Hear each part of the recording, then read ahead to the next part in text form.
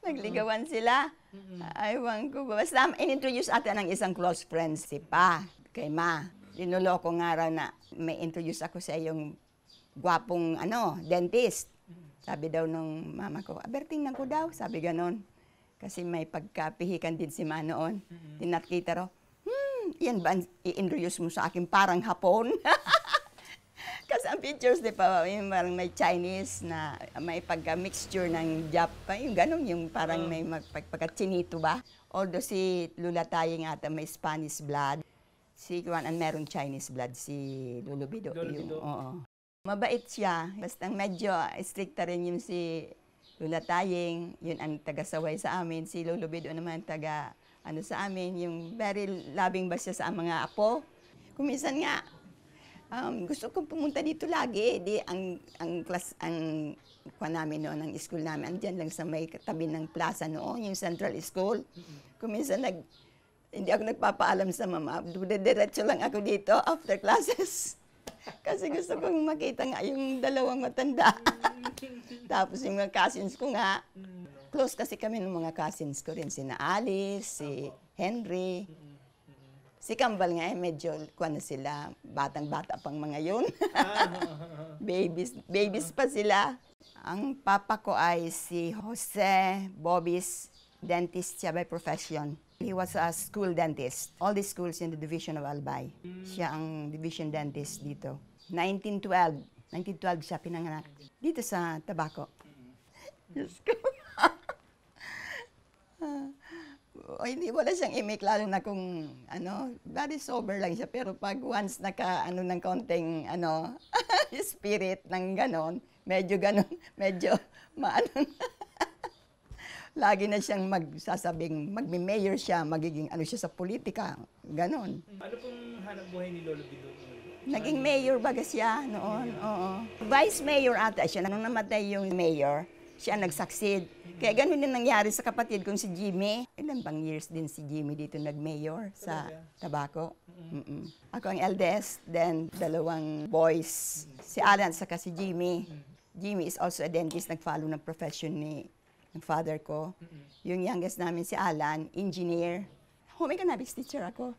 Pero actually, frustrated ako, nurse. Kaya gusto ko sana mag-nurse. Kaya ang nag-follow na, pinaano ko yung anak ko na maging nurse, Jocelyn. Siya nila ang ng profession kung gusto ko sana. Pero later on, hindi rin ako nag-regret na naging teacher ako. Kasi marami pa rin nag-regret sa akin na, ma'am, ganun. Minsan nga hindi ko na maalala yung pangalan nila. Teacher rin po, mama nyo? Teacher. Same as mine. Kaya yung gusto niya, follow ko ang footsteps niya. Home economics teacher rin siya. Taga Baguio siya, nag-meet sila ni Pa doon sa Baguio. Assigned din si Pa noon as a Red Cross dentist. Doon sila nag-meet sa Baguio. Si Ma naman ay teacher. Yun na nga, nag-asawa sila doon na pinanganak. So that was, I think, Japanese time. Si Pa naging parang part-time dentist ng mga guerrilla. Talaga? Oo. Wow. Kaya patago-tago kami hanggang sa nakapunta kami sa Cagayan. Doon na raw ako pinanganak sa Fiery Cagayan. Then nag-decide silang mag-uwi dito sa Bicol. Akala nga ng mama ko, tabako. Siguro maraming tabako doon. Ang ibig sabihin pala ng tabako, may bolo. May legend doon, tungkol doon nang dumating daw yung mga Spanish conquerors noon. Nakita ron ng isang resident, nakita yung mga Spanish, nagsigaw na rin, tabako, kunin mo yung bolo ko, got my bolo. Yun nga si Jaila, pag nakikita ko yun, I'm reminded of my mother na napaka. Bibo. Lagi naman happy and memory namin. Sila ang nag-ano ng concept ng, basta tuwing Christmas, hindi maliliit pa kami, hindi nila nakakaligtan na magbigay sa amin ng mga presents galing sa kay Santa Claus, gano'n. Inano nila yung talagang inano sa isip namin. Kaya umiyak nga ako nung malaman kung wala naman pala. Maliit pa kami. So every Christmas nagre-reunion din kayo dito? Oo, dito. Oo. Sino-sino po kayo? Naalala nyo? Sinakambal, oo, nag-ano-ano kami, yung ano yun, banding-banding din kami. Oo. Minsan dito sa Cormidal, minsan doon sa inupahan naming bahay noon. May binili na rin pala kaming bahay doon para pinagbili namin nang magbalik kami dito.